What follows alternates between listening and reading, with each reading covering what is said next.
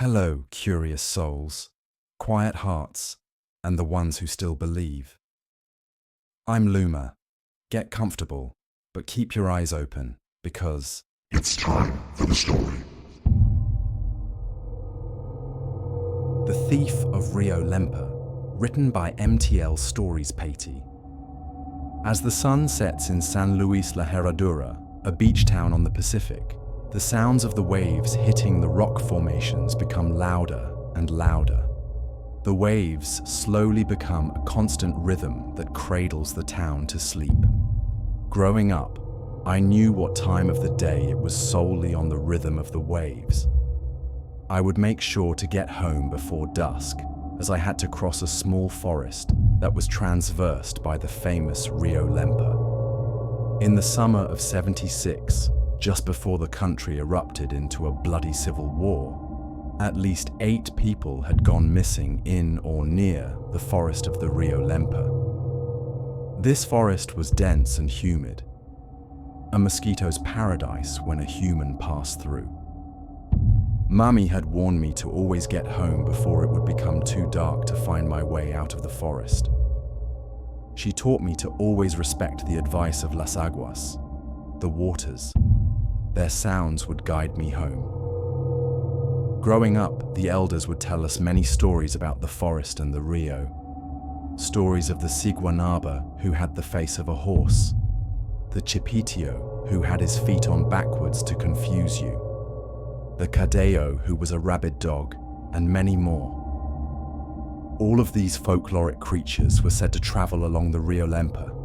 They are fascinating stories, but for now, I want to tell you about one particular story.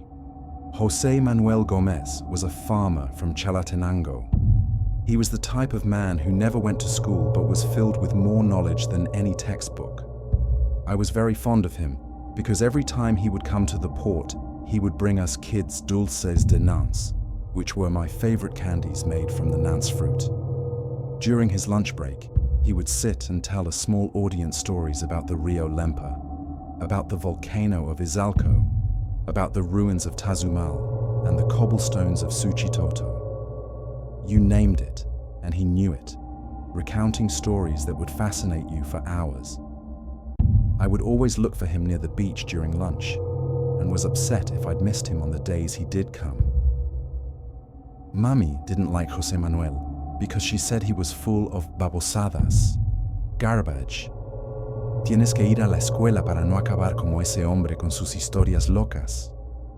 You have to go to school to not end up like that man and his crazy stories.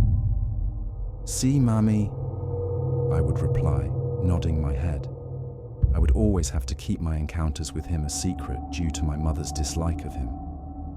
One afternoon, as I was headed to see if José Manuel was sitting by the beach, having his lunch and telling his stories, I heard a young boy's voice inside the forest.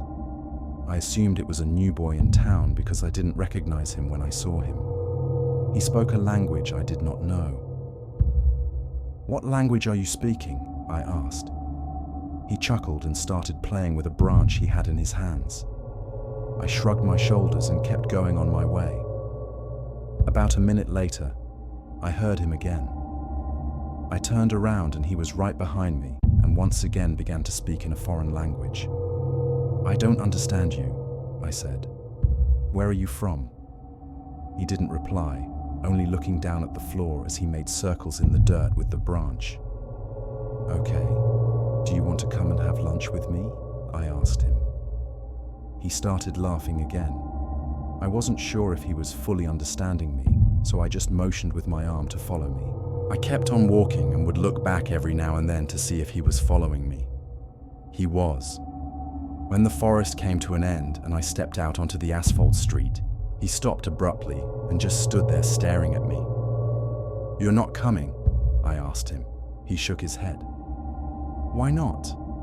He didn't reply. He simply looked down at his feet. "Suit yourself," I said, as I waved goodbye and continued on my way. That day, José Manuel told us about one encounter he had with the hombre sin cabeza, the man without a head. He said he had been traveling through the Camino de las Flores when he saw a horse in the distance coming towards him at an impossible speed. As the horse came closer, he realized there was a figure on the horse that was beginning to form. First the feet, then the legs, then the torso and the arms, but it stopped short of a head. It galloped right by him with the headless horseman. You have to show them no fear. That's the trick. Anytime you see something that scares you, you have to put on a brave face, and that'll save you. There are many strange things around here from which we have to protect ourselves, he said with enthusiasm, as we all looked up with enormous eyes. After lunch, I headed back to the forest to go back home. As I was coming closer to the forest entrance, I realized that the little boy was standing in the exact same spot where I had left him. "You stayed here the whole time," I exclaimed. He was too shy to meet my eyes, so he turned around and waited for me to come inside the woods. "You're funny, Cipote," I said, shaking my head and laughing as I entered the woods. As we walked through the forest, next to the Río Lempa, I told him the story about the headless horseman. He seemed fascinated by it. I enjoyed telling him the story and seeing him look at me the same way I looked at Jose Manuel. I felt so freaking cool. As I exited the forest to go into my town, he stopped once again before exiting the forest. "You know you can't stay in there. It's dangerous. 8 people have already gone missing this summer. You never heard of La Ciguanaba? I'm pretty sure she's been kidnapping everyone and killing them because she's a loca," I said to him. "A crazy woman." He just stared down at his feet and started to laugh again before sprinting away. I sighed and turned to go back to my town. Every day that summer, he would meet me in the forest, and I would tell him all the stories that Jose Manuel told us. I had become an incredible storyteller, even if I was sort of stealing the stories from Jose Manuel. My mannerisms had me believing I was telling stories to a theater filled with thousands of people in the audience. I felt grown up around the kid. I also felt protected, as I didn't have to walk the forest alone. He was smaller than me, but something about his demeanor made me think he wasn't an ordinary kid. I would often lose track of time and forget about listening to the waves to get home in time. My memories of summer of '76 are all him and me and the stories in the forest. One afternoon, sitting by the beach, I was excited because Jose Manuel had a new story to tell us. "I know I've told you about El Cipitio, the little boy who is the son of La Ciguanaba, but there is another boy that I've encountered on one of my trips near the Río Lempa. Cualancaitta, that is his name in Nahuatl. He is a young boy. Well, that's one of the shapes he takes. He is a cambiaformas, a shapeshifter. His favorite form is that of a little boy, but his true form is much more sinister," Jose Manuel told us in a low voice. I became scared. I thought of my friend in the forest. He never left the forest, and he never really spoke, and he was very mysterious. "What does he do?" I asked. "Well, he steals things you can't get back," Jose Manuel answered. "Like what?" "Like time, for example. He has stolen entire lifetimes," he answered. "What do you mean?" "Well, by the time you realize he's been stealing your time, it's too late, and that time is gone forever," he answered. "How does he do that?" "By keeping you entertained, occupied, by confusing you, by making you believe you've only spent one afternoon with him, when in reality, it has been 10 years, he answered. Panicking, I looked down at my hands. That's when I noticed the wrinkles. I noticed my voice had changed. I noticed my clothing was different. I looked up at Jose Manuel, but he was gone. "Will you just shut up with your goddamn stories, Edgardo? Just for today?" A voice asked me. "What?" I turned around to see a homeless man next to me. I'm so sick of them. Every day. Nobody gives a shit about the headless horseman, or the Cipitio or any of those. That shit is for kids, man. the man said to me, visibly upset. I looked around and everything looked different, newer. What year is it? I asked, fearing the answer. You really that drunk today? Shit. It's 2009, he answered, shaking his head. I got up and felt the weight of my age. I walked to a window to take a look at my reflection. I didn't recognize the man looking back at me. Almost 30 years.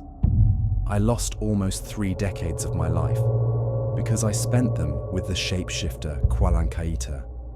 I had apparently spent most of my life jobless on the streets, talking to myself and retelling the stories I had heard as a child. Most folks thought I'd gone crazy, infatuated with folklore stories. But that's not what happened. He stole my time, my life. I was told my mammy died in the war in '88. She had disowned me from embarrassment. I don't blame her. She did warn me about paying too much attention to nonsensical stories. Next time you see a homeless person talking to themselves on the street, just remember that maybe they're talking to Cualancaitta. Try to wake them up. Maybe you can save them a few years, a few decades. And if ever you find a little boy in the woods, please stay away from him. Don't listen to him. Don't speak to him. Don't look at him. You might just miss out on your life if you do. We hope you enjoyed the story. To submit your own story, email us at the email on screen. You can also find this in the description. See you next time.